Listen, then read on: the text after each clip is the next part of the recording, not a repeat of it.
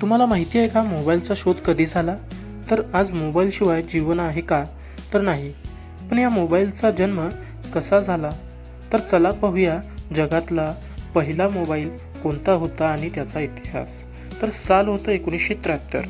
Motorola कंपनीचे Martin Cooper नावाचे संशोधक त्यांनी तयार केला जगातील पहिला मोबाईल फोन, ज्याचं नाव होतं मोटोरोला डायनाटॅक 8000X.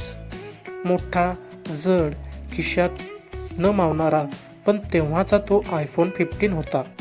बात तो सही है. याच मोबाईलचं वजन होतं जवळपास 1 किलो आणि चार्जिंग केलं की फक्त 30 मिनिटं बोलता यायचं, ते पण जर नेटवर्क असेल तर. पण तरीही हे एक मोठं क्रांतिकारक पाऊल होतं. आज आपण जी स्मार्टफोनवर रील्स बघतोय ना, याचा पाया एका भल्या मोठ्या फोननेच घातला.